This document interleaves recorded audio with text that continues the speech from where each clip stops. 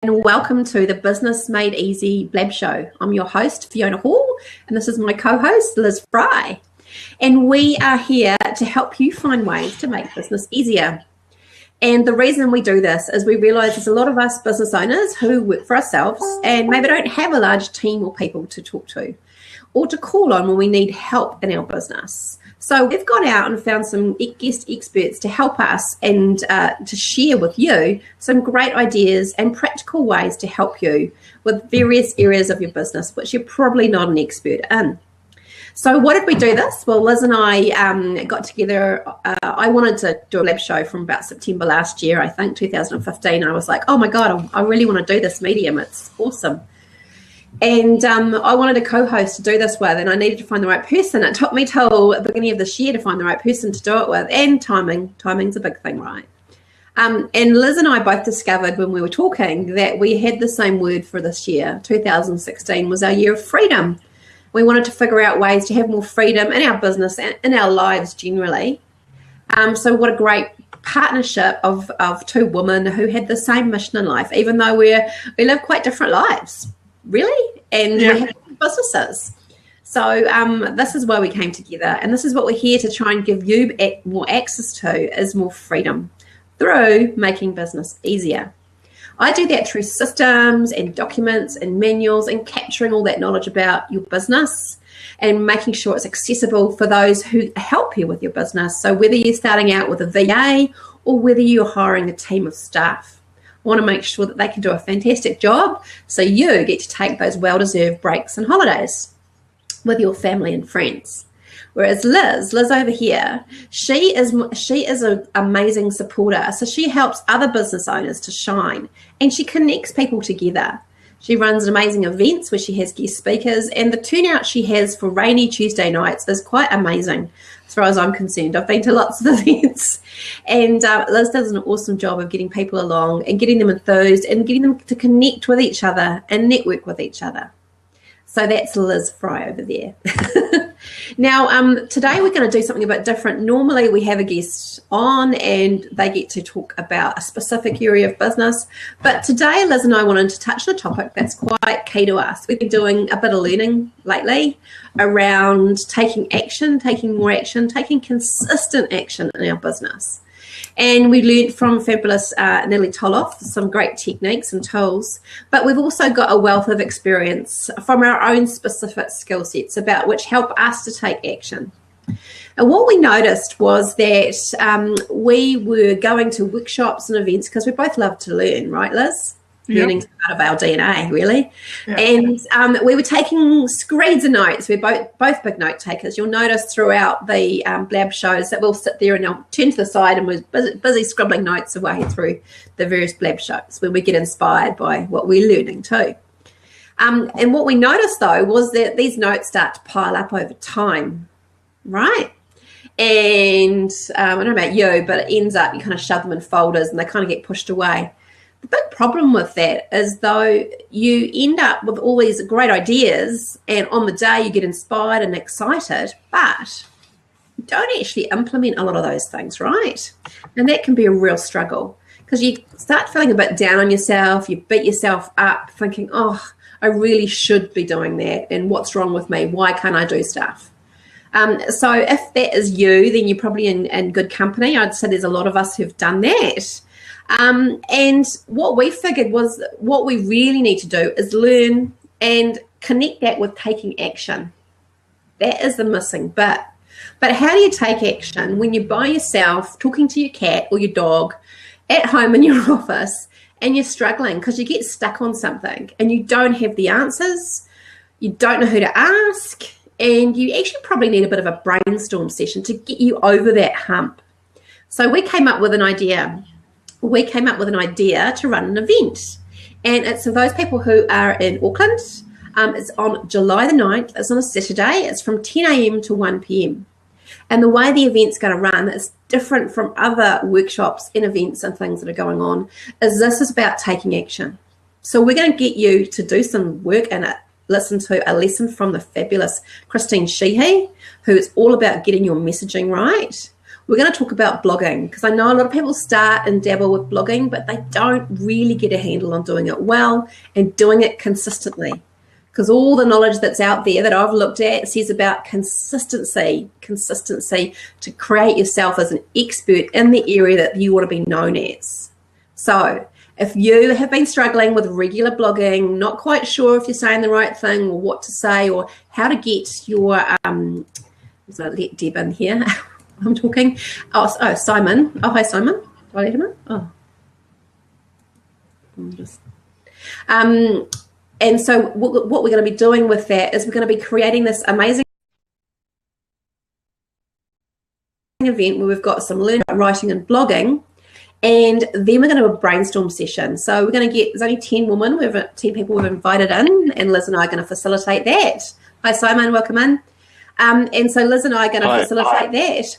And the way that that's going to work is that you are to come away with some great titles and headings for blogs. Then we're actually going to sit down and write one. So that's the difference. So by the end of that session, you come out and you've actually done something. You've taken some action. You've learned some skills. So you've then got some places to go with that. So it's quite exciting. We're quite excited to launch that new way of doing things. It's going to be called the Take Action Sessions. It's going to pop Simon off for now and invite Deb on in. Come on in, Deb, whenever you're ready. Cool. So that's what we're up to. So if that sounds like something you're interested in, I'll pop the link in here and you can go and grab your space. We're only keeping it small because we want to keep it small and easy for us to go and give people heaps of help. So between the two of us, Liz and I will be helping and facilitating all the people who are in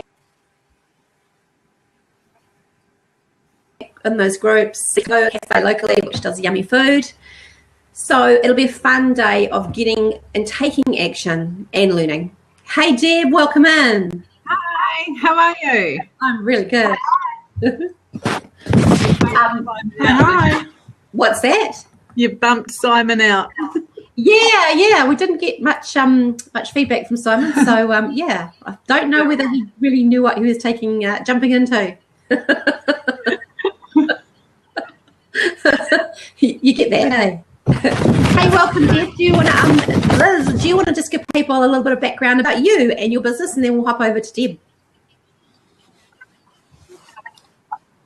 Sure. So, yeah, I can never quite beat your introduction, Fiona, but yeah, it is Liz Fry of lizfry.com. And yeah, I am all about showcasing other businesses. So, yeah, not particularly one for the limelight myself. I'd much rather help people get their message out there, and I can help them with whatever aspect they need, because as Fiona says, like, I've built up a network, and so, you know, we can have a discussion and a chat about exactly what you need to help get you out there. So it may be a Facebook strategy, it may be help with getting your message and getting clearer in your message, it may be some event management support and ideas. So yeah, just helping people get clarity on what they actually need, because, you know, there are so many workshops out there, and it is so easy to go to every workshop thinking that that will be the thing that that you need, and then yeah, adding to the pile of notes to do. Because I was actually just going through my emails looking for something recently, and I saw like a 19-day that I'd saved, 19 emails challenge or something. I can't remember what it was on, and that I'd signed up for, and not even opened one email. So.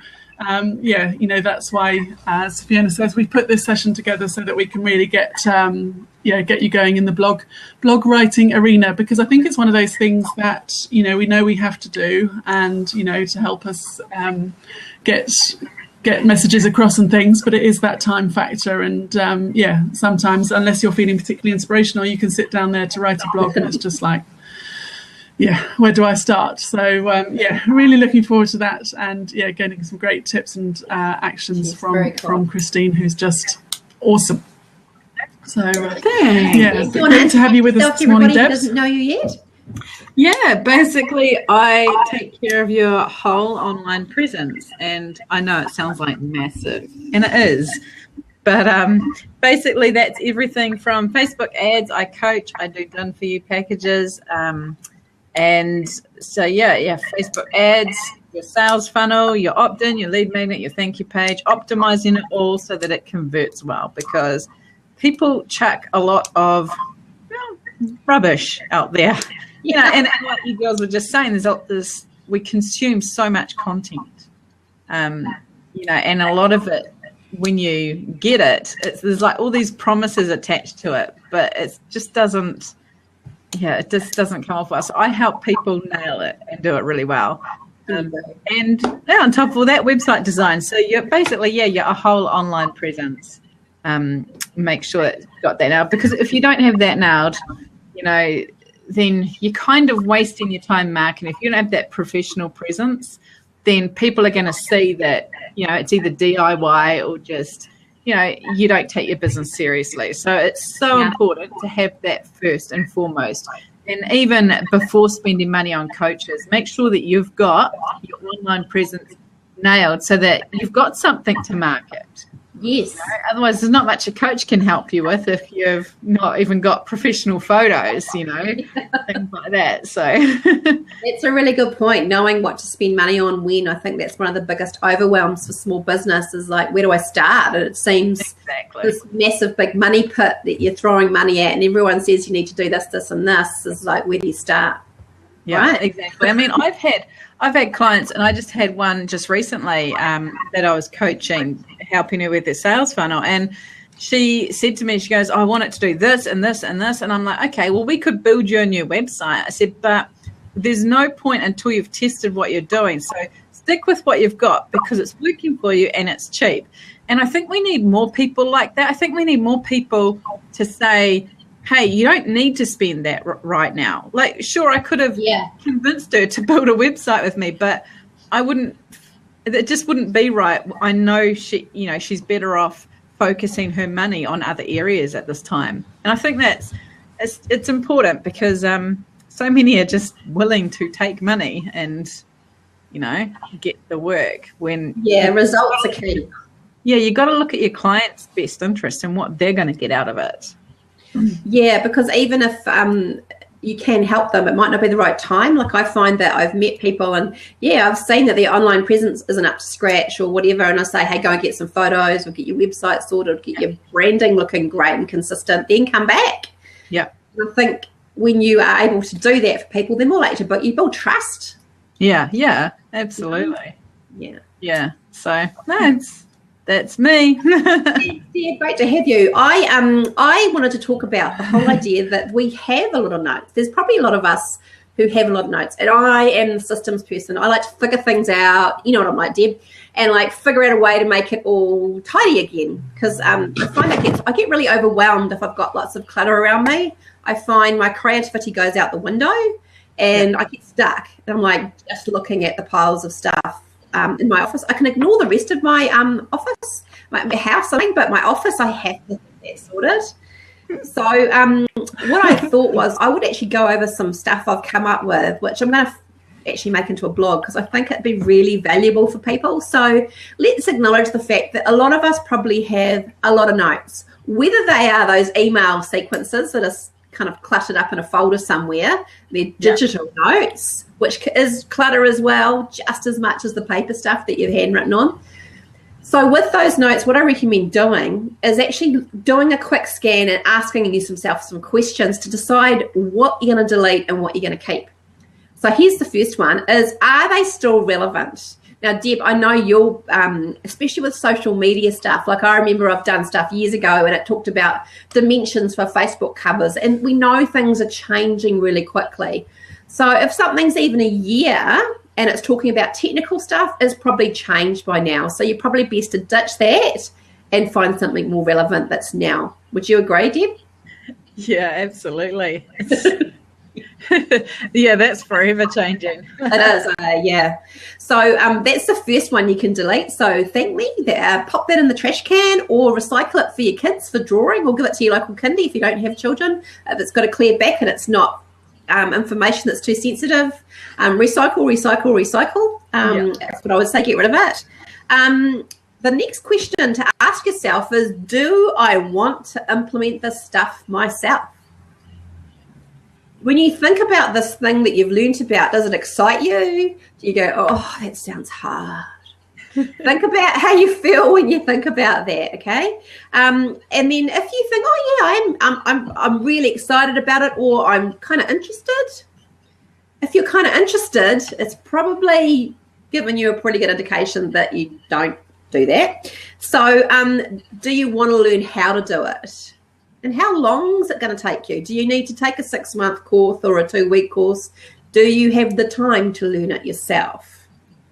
And the other question is, how urgent is it for your current business goals? By stopping and learning or implementing this thing you've learned about, is it going to get your business to where you want to get it to? To add to that, I think that's such a key one too. I mean, I find that we can waste so much time learning when sometimes it's just easier, and you'll agree with this, I know, Fiona, it's much easier just to say to someone, hey, can you do this for me? Yeah. So, I agree with that one. Yeah, I had an opportunity for some photography for a business owner. So a photographer came to me and said, I'm looking for this type of business. Do you know of someone that would let me take photos of their work? And so I contacted this lady and who has a food business and preps food, Wick Nixon of Wicked Wellbeing. And she was saying, gosh, Liz, I was just in a camera shop the other day, because I was thinking of buying a camera. I was told that I should learn how to do photography to take photo of my food. And I was just like, wow, how can you suddenly become a professional photographer to take decent photos of your food when, that's not your skill? So, I think that's really important. It's great, obviously, some quick shots and things at the time. But if you're really wanting, something professional, then, think about whether it's really in your realm of expertise. I just did recently, Fiona would know that I recently did a website for a local pizza joint down here. Amazing pizzas. And when I went to do it, he's like, okay, I'm like, we're going to need photos done, because I couldn't just use his photos. They were literally pizzas. They were terrible. Blocks. They looked grey. They were the most unappetizing. They looked like they were growing mold because they were so grey and uninteresting. They did not want to eat. Just didn't look good. So I'm like, I thought to myself, and my mum said to me, she goes, why don't you take the photos, save yourself this money. And I'm like, you know what? It's not my area of expertise. Sure, I can take a photo and it might look better than what he's got, but I don't want to focus my energy on that, because I'm better off focusing on the whole design, the usability of the site, than focus. It'd take me longer, and 2, it's just not worth it for me, the money. So it was better off. He was better to pay a professional photographer, which we use, a friend of mine down here. And amazing job, and she did an amazing job. And the photograph food, you actually don't cook the food fully. It's not even fully cooked. So there's so many tricks that go into photographing food. So that one I wouldn't advise it. I'd waste too much energy on that. Yeah. That all just ties into the next point I'd written down. Oh, sounds like I'm getting echo. I'm just going to plug in my thingy. Is that better? That's good, eh? So what can you hire someone else to do? I know that Deb was offering for a while how to teach people to set up their online sales funnels. And what you noticed, Deb, right, was people going, oh, I just want you to do it for me. It takes too long for me to learn it. Can you just do it for me? 1, you're so much quicker. 2, you know what you're doing. You know what to look for. And you understand the whole process from start to finish, and when there's something that's highly technical, it can take so long to learn it. And if you're only going to be doing it once, what is the purpose of doing that? It's not going to save you money. It's going to cost you so much money that you can't then spend with your clients or spend on selling your products and services. So not worth it. Absolutely. Now you've got some piles of notes. So whether they're digital piles or whether they're printed pieces of paper or journals or whatever you've got. Like this? Yeah. So then you separate them into these two piles. Stuff for me to do, because you've already thrown away stuff that's obsolete and no longer relevant, right? I think we've got a practical demonstration here happening. Note taking. Well, not really. You like Post-its. I shouldn't write on little square Post-its, really. So there's two posts. There's two lots of groups of paper or digital stuff. One is stuff for me to do and stuff for me to outsource. So that's your two areas, right? And then once you've got kind of the stuff for you to do, then you start categorizing it. This is where we start to get a little bit more systemized. So you group them into things like marketing, and under that obviously social media stuff, and then you group it into like Facebook, LinkedIn, whatever it is that you've got, So I use these folders. I'll just show you a couple I prepared earlier. So we've got, I just use those plastic folders, and then I just use little Post-it notes behind them. I love how you're so organised. Look at that. That's my product development one. You'd be horrified at my desk. How's that? Do you like it? Yeah, I was just saying you'd be horrified at my desk. But for me, that just means when I've got some time scheduled to work on my business, I can go to that and I can pull those out and I'm ready to go. And it means I'm not wasting time, which I can do really easily. And it just means I'm on task. So that's my little tip. So those little plastic things are really cool. And I found these awesome. Talking of Post-it notes, look at these. Ooh. I found these the other day because I love stationery. I'm a bit of a stationery junkie. And then I found these massive big Post-it notes. Oh, yeah. And I'm using them. I'm redoing my website at the moment. As you know, Deb, you'll be helping me with that. And so I've just bought a whole bunch of these to kind of do my pages on. I've got different colours. Pages, so the page titles are on there, and then the main kind of target of what's going in there. And then I use the smaller ones for the topics, 3 topics on each page that I'm going to be kind of covering off. So that's quite fun. So that's kind of how I've been using that. And because I love colour and I love playing with things around a bit. So that's a little tip I have for you. So use those clear plastic folders. Aren't very expensive to buy, but it just helps you kind of sort things out. And because you can just use a Post-it to label it, you can change things out really quickly, and you don't have to worry about some of the other ones I've found. You have to kind of wedge a piece of cardboard in and out, and by the time you've got it in there, it's all scrunched up and it looks terrible anyway. So this is a really quick way just to label stuff and get it sorted. Oh, Are you inspired? Are you inspired, everybody? She's so systematic. I love it.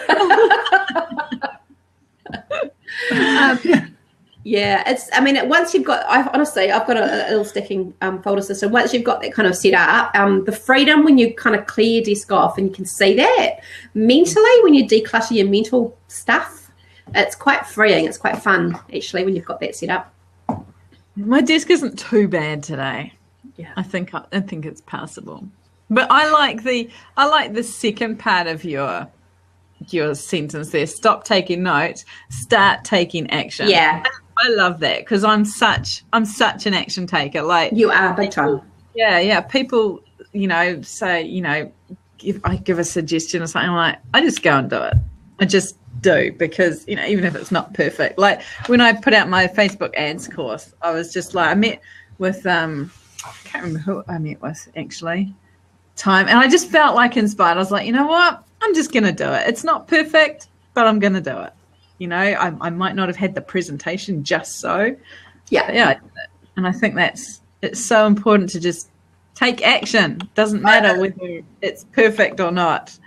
And that's the last part of that. Then it's really kind of finding a time and being accountable to somebody else and saying, hey, like Liz and I could go, hey, I'm like, okay, I've got all these product development ideas I've got from this course, and I'm going to work on it on this, and then I'm going to check in with you, and you're going to work on yours, and we're going to check in with each other next Friday and see where we got to, any challenges or stuff we need to sort out or outsource. But having that accountability for me, it helps me take action. And that's the big thing that I wanted to kind of get across today for me. That's what's made a difference in my business, is having the mastermind that Deborah and I are in, is having that accountability, that check-in with somebody else. When you are your own boss, you let yourself off stuff so easy. Not all of us are, really good action takers. We've all got our strengths, but I think having that accountability really helps people to get over that hump of procrastination, of overwhelm. But breaking things down and figuring out what you really want to do yourself is key, because what I've seen with a lot of my clients is when I've kind of delved deeper and we're working through some systems, they're doing stuff that absolutely drains them. And one of my clients, she outsourced to somebody. So she looked at her business structure. She needed a nanny part-time and she needed a EA. So I said, well, why don't you get someone who does both? Because the nanny was only for after school. And she did. And, oh, my God, her life has changed so much. She's so much happier. She's got a smile on her face. The permanent frown's gone. She is just, because she's outsourced things off her plate, which were just causing her so much stress, that she felt she should do. Exactly. So, yeah. Fiona, do you have any ideas for business owners? I mean, a couple of points here really, in terms of the imperfect action, Debs. There's been someone recently that I've caught up with, and she said, I've just been putting the finishing touches on my project for the last 6 months, and I'm like, wow. So yeah, totally with you on the imperfect action. But yeah, also, going back to the point of where do small business owners spend their money, and it is that catch-22. If the income isn't coming in because they haven't got the sales, or the product's not quite out there or whatever, but their time is being spent on, for example, the admin stuff. Do you have any tips, Fiona, at how people can start with that when they really do need admin support to get them to actually be working on the proper stuff? The first thing is to focus on your sales, to make sure, as we've kind of learnt recently actually, is just making sure that the first action you take in the morning is a sales related activity. So start looking at the increasing your income so you can afford that. The other thing is being really strict in chunking your time. If you know you're a procrastinator and you're putting things off, give yourself a reward. Understand how your brain works. I mean, we're all different. We've all got different things where there's probably something the three of us here will probably jump at. One person might go, oh, I can't believe I hate doing that. The other person would jump into it, and the other person would go, oh, yeah, okay, I'll do it tomorrow. We've all got different things that we will kind of take action on quicker than others. Depends on our personality types and what's going on. So think about taking sales activity first, so you can actually increase the income, and then chunking the time. So when you're doing an administration activity, I saw an article recently, I think it was through the Harvard Business Review, and it was it was a live Facebook Live they were doing actually, and the guy was talking about productivity in there, and he was talking about the interruption. So the interruption to an activity puts you back 15 minutes. So it just absolutely makes sense to go in. I did it yesterday actually, and turn off all the notifications on your phone, turn off everything. And then just go into I call it my cone of silence, and all I'm doing is doing that activity. I don't have Facebook open. I don't have anything else open except if I'm doing my invoicing, if whatever it is I'm doing that is not my favourite thing, I'm just doing that. I totally have to close Facebook when I'm trying to get work done, because it won't happen otherwise. But I guess also to add to Liz's point was that when you're and I guess, and that comes from the industry that I'm in, I think it's the first thing you need is a professional presence. And while some DIY allows you to do that, because let's face it, there are some people that do have an eye for what looks good and can DIY with the tools out there, but the majority don't. And so when you are looking at sales and looking at getting sales, sometimes the reason you're not actually getting sales is because you don't have that professional presence. Yeah. And people can see that a mile away, they just can. And what your presence does is it builds trust automatically.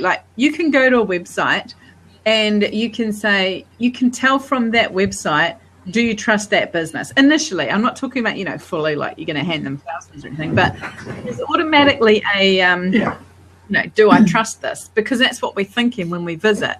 I mean, I've been to an online shop before and I've seen, and they've had the product that I've needed, but I haven't brought for them for several reasons. One, there was actually like errors and database errors on the screen. And I was like, okay, that's not taken care of. Who's to say my credit card details don't have errors or something? Yeah. And the other thing is there was I don't know where it was based, and there was no contact name or number if there was a problem. And when you're buying online, you need that reassurance that you know you've got at the very least an email to contact if there's a problem. So yeah, I think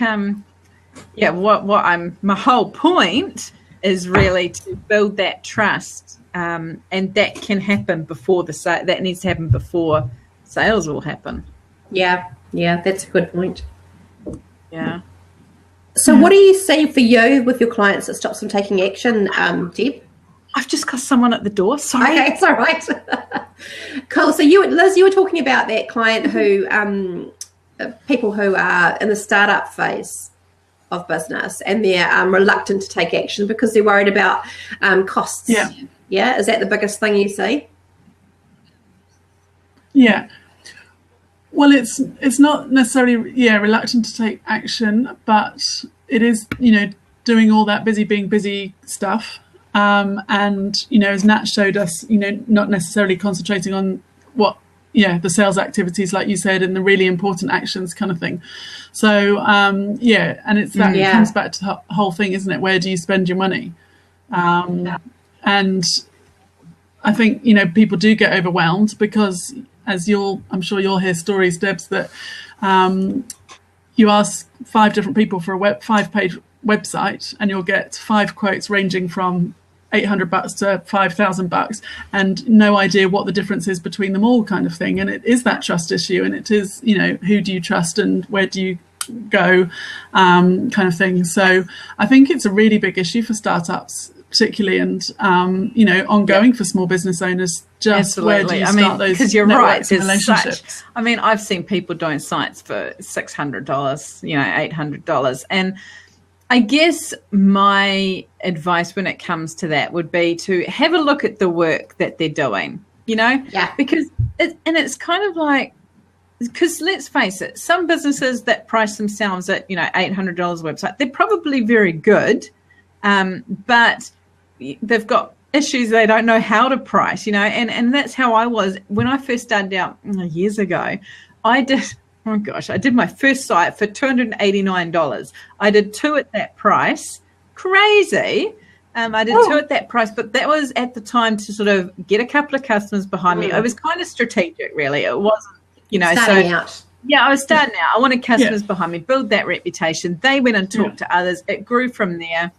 And I mean, now, you know, I'm obviously not priced at that. I'm more middle of the road. I'm not 800, but I'm not 5,000 either. So I always find middle of the road, you know, is good. But the difference with a lot of them, and I've found this, guys are going to hate me for saying this.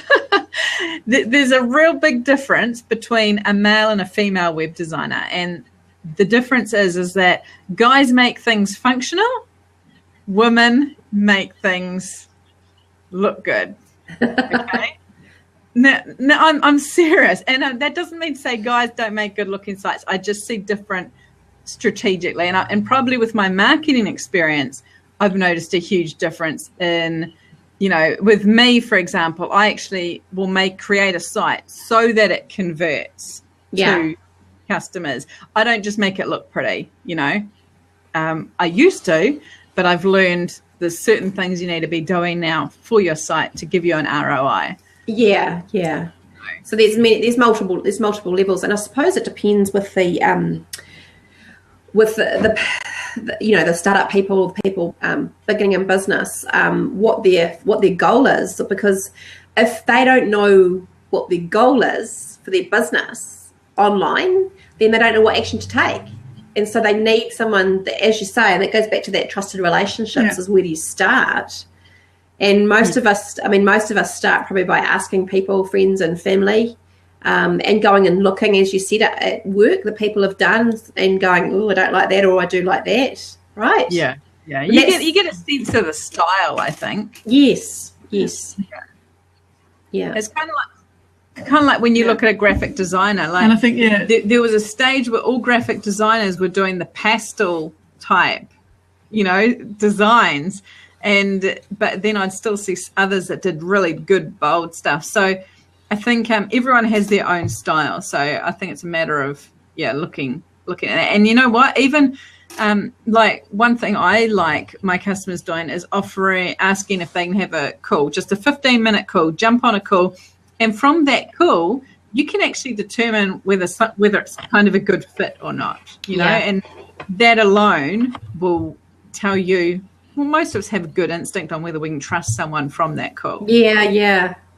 Trusting your gut's a big one in business. And I think that most of us think that business is very, by the book, and there's a certain way of doing things. But I think that going back to that, trusting your gut and your first instinct with someone is pretty much going to be telling you, like I've noticed with some clients that I took on that I shouldn't have. I was thinking, that's great. I'm going to get my sales targets and this is great, and focused on that and going, there's a niggling voice going, this is going to be trouble. Yeah, what's trouble? Yeah, thankfully I listened to that niggling voice this week because an amazing opportunity came up, but something was just seriously telling me no, not to go for it. So I declined the work, which was and it's hard to do that because sometimes I think to myself, and look, there was one particular one, Fiona will know what I'm talking about. There was one particular one, and I had my everything was telling me, yeah, this is so cool, this is so cool. My instincts was telling me, no, don't do it. It's just, there's something didn't feel right. But I thought to myself, I'm just looking for things to be wrong, Yeah. And it's really hard because sometimes we can, and I didn't listen to my instincts and went ahead and all turned to custard. But I wish I'd listened to that. I'm learning. But Yeah,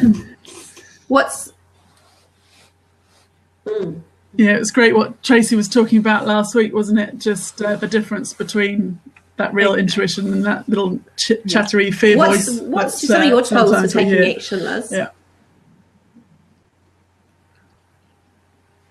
As always, where yours is about systems.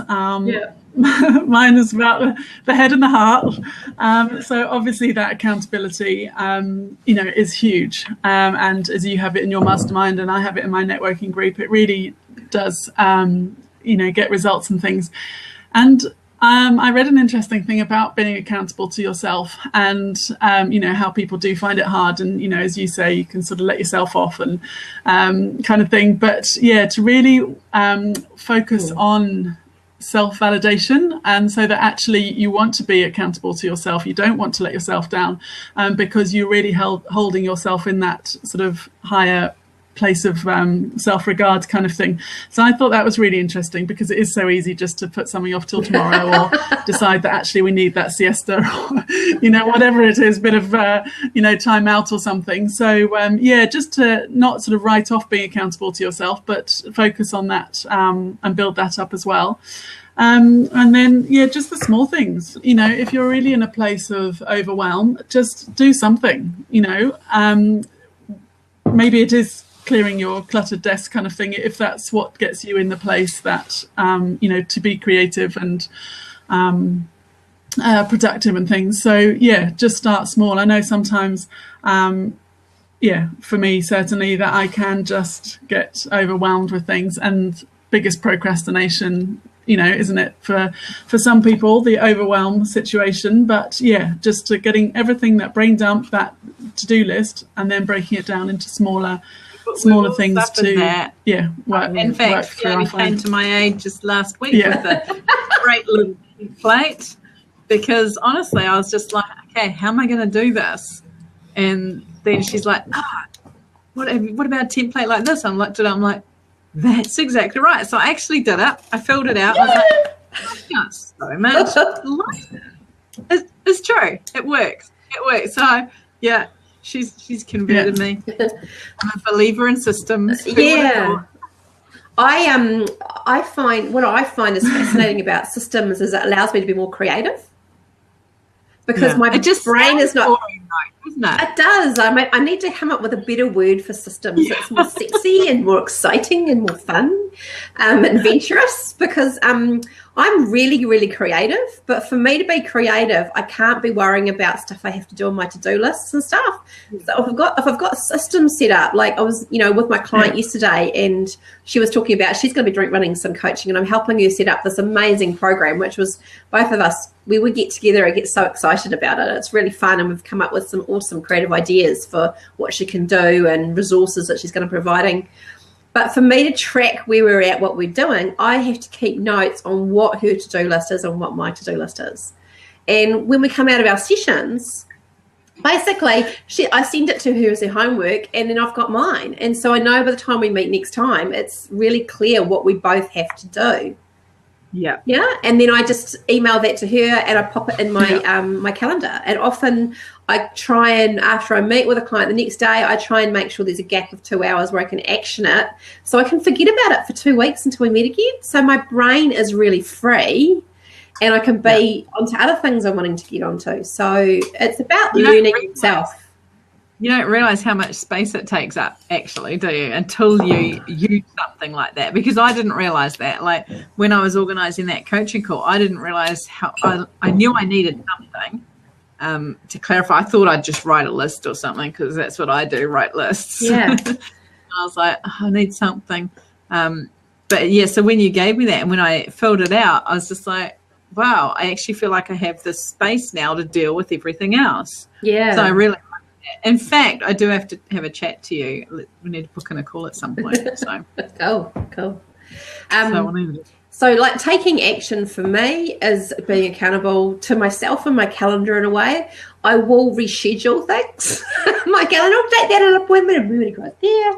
But there's certain rules about when I'll do that now. It's like it has to be a client or sales related activity that's going to bump something. So that's my only criteria. And the other thing is that once a month now, I try and take a 4-hour block where on a weekend where I just work on the business. So I just deep dive into, and I get my whiteboard out. I think I've shown you, Deb, and I wipe that down so it's ready for the next month. And even if I'm rewriting some of the same stuff on there, so I write up my current clients and my current leads, any projects I'm working on inside the business, and my marketing regular activities, and just tweak anything that I want to tweak for the month.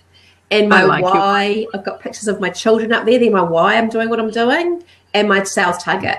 And for me, that just gives me, it's almost like I've taken my brain and all the things that whirl around at 100 miles an hour, and it's there.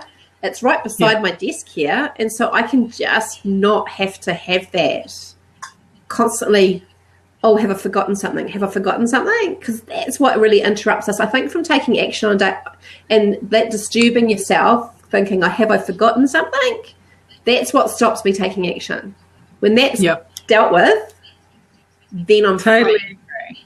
Yeah, totally agree with you there. Yeah. What about what do you do for prioritizing what you're going to take action on, Liz? Well, I think, since, doing Natalie's Shapeshifter, it is about those sales activities being the priority. And, as you say, focusing on that first thing in the morning, or, first thing when you sit down to do some work. And then, really making sure that, at least touching the business in that respect every day, because, it is so easy just to start at the top of the list and wade through, and then by the end of it, yes, you've got things ticked off, but you don't actually feel like particularly productive, or that you're making sort of inroads, or actually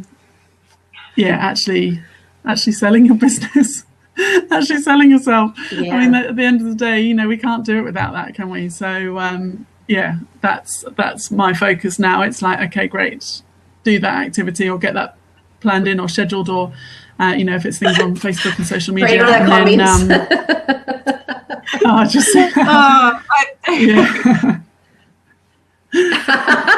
I was surprised we hadn't had anything more making about friends, that, actually, beforehand. I know. I do it everywhere I go. Yeah.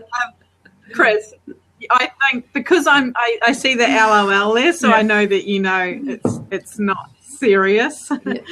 But yeah, thanks for your comments though. Yeah, no, it's all good. Nice to have you on, Chris. Thanks for joining us. Yeah, absolutely. See you later.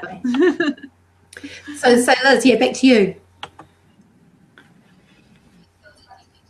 So yeah, just making sure that those first activities are the sales ones, and and then working on it, and then like I find myself at the weekend, because I do work at the weekend as well, but doing the business, the big stuff. So which when you get creative and the fun stuff. So I sort of realised that recently, that if I had to work at the weekend, then that's what I want to be doing, not just the admin side of it. And so, Deb, what's your I know you're an action taker, but what do you? Is there anything you can think of that isn't your favourite thing to take action on, that you might put off a bit? Accounts. Yeah. That's easy. Accounts.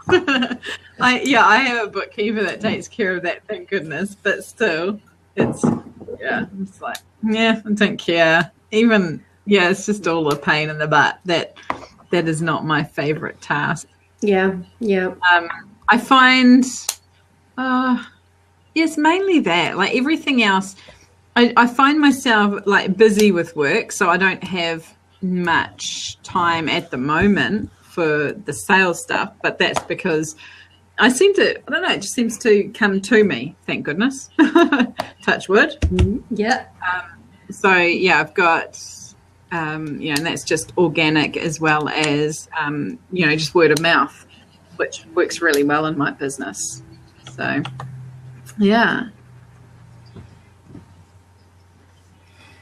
Do you do much Facebook ads at the for moment, yourself, Debs? I'm running stuff for customers, so that's keeping me busy. I just I'm not focusing on building my list at the moment. Isn't that funny? Because in our own businesses, we don't do the things that we do. Like, I build sales funnels for other businesses. I do Facebook ads for other businesses. I build other businesses' websites, and yet my own stuff gets a little bit neglected. But I just say that I like to practice what I preach, but it's good to have. It's kind of a good sign of a busy business, I think. Oh, my online systems need a massive overhaul at the moment, because I switched over to Gmail and haven't got some things set up properly. And but I'm waiting for my IT person to do that for me, which is my husband. He's really busy at work. Isn't it funny how we do so, we're onto it for our customers, but when it comes to our stuff, it's kind of like the builder's house, really. It's never finished. That's right. Yeah. That's the one. Yeah. Totally. And what would your advice be, Deb, for someone who is starting out in terms of taking action? What would you say, going back to yourself when you first started out? Is there any advice you'd give yourself? In regards to? Taking action. You know what? Believe in yourself, I think, is the biggest thing. Because you don't try to be everything to everyone, because it won't work. And I think we all at some point try that. Totally. You're like, someone comes to you, can you do this? And you're like, no, but and I think we want to be everything to everyone, and we've got to just focus on what you're good at. Do that. Have confidence that you can do that, because so many of us, and especially women, we suffer from a lack of confidence. Because we suffer from a lack of confidence, we don't price what we should. And people can sense it too. So don't be cheap, and because at the end of the day, and someone said to me the other day, if you were sick, if you're really sick and you go to a pharmacy and you've got these two types of drugs. Well, I call them drugs for you. And you got, on one hand, you've got the unbranded packet that, you know, is like $5, and then you've got another one, you know, that's $20, and it's the best brand ever, and you know it's effective. Which one are you going to take? Now, most people, not me, but most people will take the more expensive one because they know it's going to do the job, right? Yeah. Me, I'm different to the normal person because I would actually look at the ingredients on both, and if they've both got the same ingredients, then I'll be like, oh, I'll just take the cheap one. But that, you know, that's me. Brands build trust. Yeah, exactly.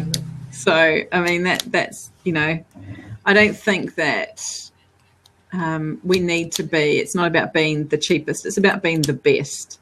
And sometimes being the best is what will set you apart, whether that's in your customer service, whether that's in your product itself, whatever it is, because people value that stuff, you know, especially customer service. I don't know if you've noticed in New Zealand lately, it's shocking.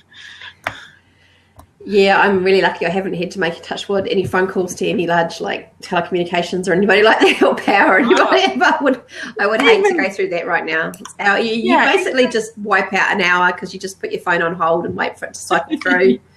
45 minutes, make a cup of tea, have your lunch, go to the toilet a few times, come back. Oh, look, I'm still on hold. Yeah. Oh, crazy. Yeah, so, don't bother. So, Liz, what advice would you give someone about the topic, stop taking notes and start taking action? What would your summary be? Well, I think that, you know, Deb's point of believing yourself in startup phase just needs to just grow and believe that you've got enough tools. We've got enough tools inside us, and we just need to get going with that action. And don't polish it for 6 months, just get something out there. Yes, you know, as long as it's looking professional and you can build up that trust kind of thing. But you know, seriously look at your goals, and if you're going to carry on going to workshops and carry on taking notes and be, unfortunately, what I call a workshop whore, is that, then you're not going to get to where you want. You're not going to reach your goals because you're just going to be, your money's going to be spent on workshops, and you're just going to be surrounded by this ever-growing pile of notes and things that you feel you should learn. So cool. Take action and make a plan. And that brings us back into our live event, our Take Action event. So I'm just going to go through and recap a wee bit around that. So on the July the 9th, on Saturday, I'm going to shoot off. You're going to shoot now. off. Thanks, Deb. Thanks for having it, joining us today. Lovely nice to have talk to you guys. Okay. Talk to you. Bye. Bye. Bye. See you. So Liz and I have an event on Saturday the 9th of July, and it's about taking action. It's called Take Action. And what we've noticed from these events that we've been to is we've taken lots of notes, and we've felt motivated, we've learnt new things, we've met some quite cool people and made some friendships, been inspired, and sometimes we've been a bit bored, to tell the truth. Between us, we probably collected a good bookshelf full of notes over the years that we've taken in earnest because we really want to improve our businesses and improve our lives. The problem is that not a lot of those notes have had any action taken on them. And we have felt a bit guilty about that. We've felt a bit frustrated and maybe even a little cheated with all the promises that we've heard from the people who've got us along to these events. And yes, we know that other business owners have had that same feeling, those same frustrations. So what was missing from us from these events that we really want to bring to other people? And we've actually gone and tested this ourselves, and we got great results in terms of what we actually achieved and took action on. So the difference that we kind of think is out there that needs to happen is that we need some time to take action on those ideas that are burning a big hole in your brain. Need a specific lesson on just the one thing. And not be too overwhelmed with too many things and too many things to take action on, because then we start stopping and not doing anything. We need an opportunity to brainstorm in a small group with people who see the best in you. Because if you're with people who are who don't have your best interests at heart, you're not going to get what you need. You're not going to feel open and free enough to actually explore some ideas. But we also need some structure and some accountability so you actually take some action. And so what we decided to do was do this Take Action sessions. We're looking at a monthly program. And our first one is Saturday, July the 9th. It starts from 10 a.m. and goes to 1 p.m. And the structure of that is we're going to have a lesson with Christine Sheehy around writing. So the first one's around blogging, because we know how important it is to build ourselves as an expert in the market. So when people get to know us and trust us, they're more likely to purchase from us when we put the offer in front of them. So we're going to have the lesson from Christine for 20 minutes, power lesson on writing and blogging. Then we're going to brainstorm. Liz and I are going to help you brainstorm ideas for topics for your blogs. And you're going to have a plan. Then we're going to have a yummy morning tea. Then we're going to sit down and write one blog so you have something to go and post when you get back home again. And you have an understanding on how to do that well, and some understanding about the topics and headings that are more likely to attract your ideal clients. So if you have been procrastinating on the blogging, you find it overwhelming, you really are keen to step up and build yourself as an expert in your area to niche in, then I invite you to come along to our Business Made Easy First Action live event, the action sessions. I'm just going to post the link to that down here. That's the link for the tickets down there. So if you want to join us, we'd love to have you. Liz and I are passionate about helping other business owners achieve their goals. Liz, is there anything else you'd like to say about the event? Yeah, just take action and book your ticket. And obviously this one's about blogging, but from that you will learn, or not necessarily learn, but it'll refresh your memory in terms of how to, connect with others, the benefits of brainstorming, and you'll be able to use that with other projects and things in the future as well. So just that whole process and that system of tackling something that has been on your to-do list. There's only 10 spaces. We're keeping it very small, very intimate, so that you build that trust with those people the other day. Cool, excellent. I'm going to sign off for the day. Thank you, Liz. Awesome. And we'll see you again next week. Next week we have the fabulous Kimberly Sumner, and she's talking about how to charge what you're worth. So those fears around charging what you're worth, about money, about what your value is in the marketplace, we're going to talk about that, because I know that's a big hot point for a lot of us in business. So we'll see you again next week at 10 a.m. NZ time on Wednesday. See you now. Bye. Awesome. Bye.